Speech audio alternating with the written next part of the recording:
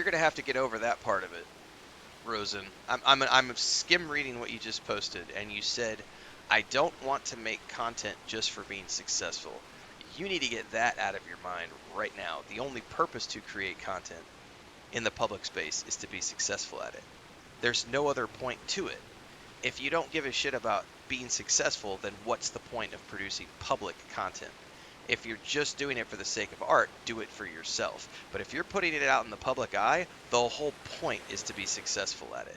The whole point of doing that for a living is to make money at it and get more money and to be commercial about it. And you've got to get over that. Like, you can't. That's the. I'm not trying to be rude, I'm being realistic. There is a big difference between the starving artist and the person who is a successful creative. And the successful creative monetizes the shit out of everything and is always looking at, how do I make more money off of these things, and how do I be more successful? How do I take it to the next level? How can I find ways to maximize my profit for minimum effort? Like, you can be creative and also be commercial. That is that line of thinking. I don't want to make content just for being successful. Get that shit out of your brain right now. Do not think like that. Do not. You have to get that out of your brain. That is a poison.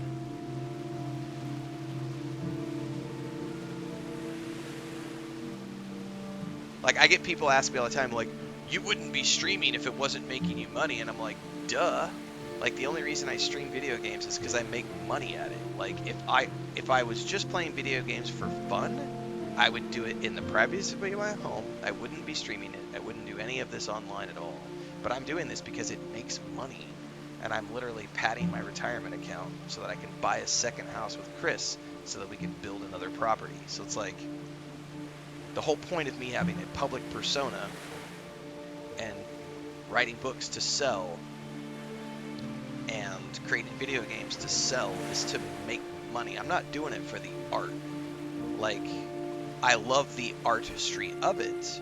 I love the creativity of it, but I wouldn't be doing it in the public space if I didn't want to make money at it. Like, the whole point of doing it in the public space is so that I can commercialize it. And welcome to capitalism. Like, like, that's how the world works. Money makes the world go around. You gotta be commercial about it, otherwise you'll be a starving artist forever. Not you personally, anybody wanting to pursue things. Intervision says, yeah, if my art didn't sell on Twitch, I wouldn't stream. Yeah, that's the whole point. Like, if I just was gonna do art for the sake of art, I would have an art studio in my backyard, and I would go out there in the afternoons, smoke a little weed, do some sculpting, do some painting, and never share it with anyone, because I'm doing it for the art. But I'm not doing it for the art. I am doing it for my personal enjoyment, but I'm also saying I want to make money at it. Like, that's the whole point of me being in the public space. Like, otherwise, why be in the public space? So hopefully that makes sense. You think that if you have to be, I feel like if I want to be successful, says Rosin, I would have to rage bait, clickbait. So let me give you a little insight into content creation 101. Like, you can be passionate about what you do and earn a following and commercialize that without getting into rage bait and clickbait. That's a personal decision that everyone makes. But you also have to be conscious of what brings people in to watch your content. Like, if you're just a boring streamer, if you're just someone who's boring and you're just playing games, like, who gives a shit?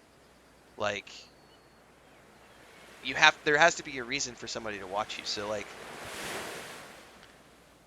let's use because you came here from watching the reaction video to Josh Strife Hayes. Josh Strife Hayes is a content creator who puts together very thoughtful videos, but even he uses and leverages, I'm gonna use air quotes here, clickbaity titles and thumbnails to bring people in to watch his content, because that's what you have to do if you're going to stand out from the crowd in the content creation space. It has nothing to do with being rage baity, but it definitely has to do with creating. You have to create click-worthy, clickbaity titles and thumbnails, otherwise no one's going to watch your content. If you just have, generic titles and generic thumbnails, no one's going to give a shit. They're just going to scroll right past it. So you have to be able to come up with creative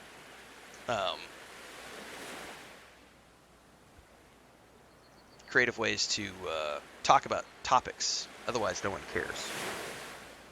Right, like JK said, you have to be genuine. You have to be. I like the point you said. Da Vinci painted for the church because they had money. That's correct, which allowed him to pursue other creative endeavors. Like, yeah, there's. I don't know. I have been self-employed since I was 20. I'm 45. I have always had my own companies. I have always freelanced and done work for other clients. Had companies where I hired other people to work with me on other projects. I've always done contract work. That's all I've done is contract work for 25 years or whatever, 24 years. And self-published books and stuff. You will never, ever, ever make money. This is for any creative person listening to this section of the stream. I'm going to have to clip this out for YouTube. This will go into the... I have a series on YouTube called How to Make a Living as a Content Creator and a Streamer. We're going to clip this section out, and that's going to go into that playlist.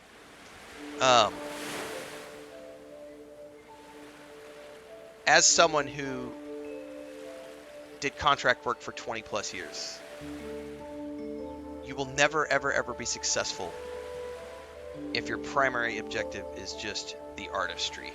Like, you have to come at it from a commercial perspective and a client perspective.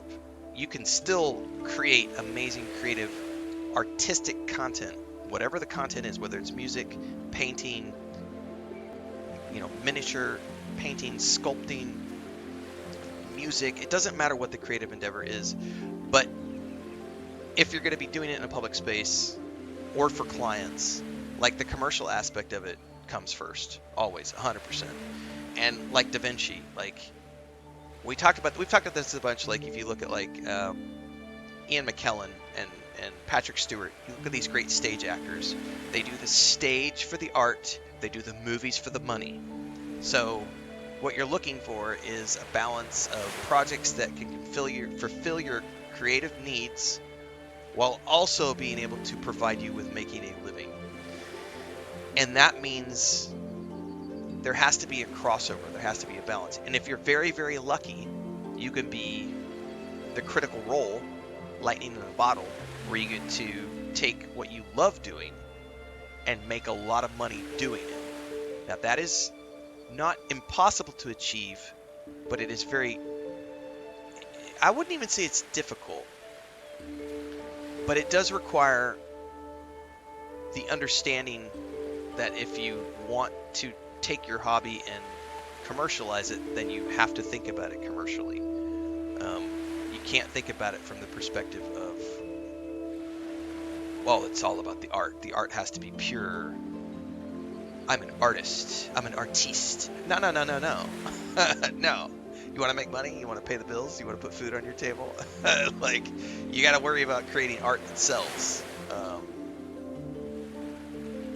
Abstract is only going to get you so far. Hopefully that makes sense without being condescending. I don't know if it did. I don't know if it successfully did that. You do not have to get into clickbait and rage bait, but you do have to be conscious of creating clickbaity, click-worthy content is what I was trying to get at, and worried about the commercial aspect. You've been working freelance for over 6 years now, getting fed up with it, thinking of transitioning, also creating music and videos.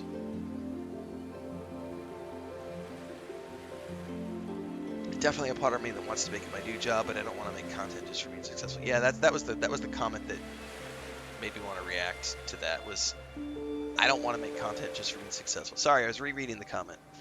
Yeah, if you're gonna do it in the public space, there is no other reason to do it in the public space other than to be successful at it. Like, no one wants to be someone creating content that no one watches or no one listens to. The whole purpose of commercializing it is to make money at it. I certainly don't like there. I mean, and I'll be honest with you, I've been very open with people about this. In the course of the past 4 years, I mean, we're coming up on our 4th-year anniversary of this. When I play games, there might be games out there that I start playing and I think it looks fun and it looks cool and I want to play it. But then I play it and it gets, if it's only getting like 10 people watching, fuck that, I'm out. Like, I don't care if it's a fun game that I enjoy. I have bills to pay. And I would much rather, not only that, but I have, these days, because of where the channel has been growing towards, I get sponsorships now. Like, I'm playing on a key from Treehouse Games right now for this game. Like, I get keys all the time. There are obligations that I have in terms of being a content creator and streamer, of providing these. They're not clients. Let's not twist that. Not unless they're paying for sponsorships. If they're paying for sponsorships, they are clients, and clients have specific commercial um, expectations, especially if you've told them that you get X amount of views on your streams or X amount of views on your videos. Like, you have to be conscious of that as a content creator and streamer. If you have sold that to someone as something that you can offer, and then you go off and play a game that only gets you 5 views, that tanks your whole analytics and then skews everything in terms of the overall numbers when you're talking about what you're promoting to your clients. So there does become an aspect of this when you're doing this for a living, where sometimes you have to say, I might like that game, but it's tanking my views and it's tanking my analytics. I gotta move on. Like, there's no point in me playing a game to 10 people. That's like me playing a game in the privacy of my home. There's no point in doing that. If I'm gonna stream it, I need to make sure that I'm getting X amount of views. And that number X is going to change based on how long you've been doing this. When I was streaming in the beginning, I was happy to get 5 people watching my streams. Fuck yeah, 5 people. Nowadays, I know that I have a general minimum viewership on most days of like 60 to 80. Depends on what we're playing. 60 to 80 is the minimum. I will occasionally keep playing a game even if my numbers dip. But for the most part, if I'm not hitting my 50 to 60s, I'm out. Like, I'll go play something else that's going to get me the views that I want, because I do have daily minimums that I'm looking at, and I have goals that I've set myself at the end of the year. Like, for example, we have a goal on Twitch this year to get to a minimum of 5,000 followers. We're closing in on that goal right now. We still got a few months left, so we should be able to hit that by the end of the year pretty easily. Having goals like that is the only way to like achieve the next level of success and going to that next level. And then we had days like when Dune Awakening launched, we had like 750 people watching, the streams. So, daily minimums, and then new game launches. I think about a month ago when Voyagers dropped for No Man's Sky, we were averaging like about 200 people per stream. So since I'm a variety streamer and content creator, the traffic does this a lot. But you do have to be worried about that. You have to if you're going to do this for a living, you have to be worried about the content being successful. It's absolutely. I think Co Carnage has a good discussion on this from a couple years back, where he was talking about, like, one of the things you have to pay attention to as a streamer and content creator is growth. And if you're not paying attention to the growth, what's the point of doing this? Like, there's no point in being a content creator or streamer in the public space if you're just going to ignore the growth.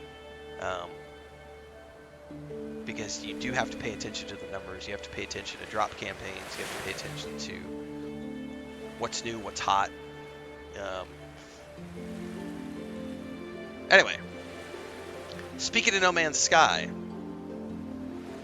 this is a good point for me to segue over, and we'll move over to the next stream. It's about 6:30 in the morning. I got about 2 hours ahead of me before I have to take the grandniece to school. So I'm going to wrap up Voyages of Nera this morning.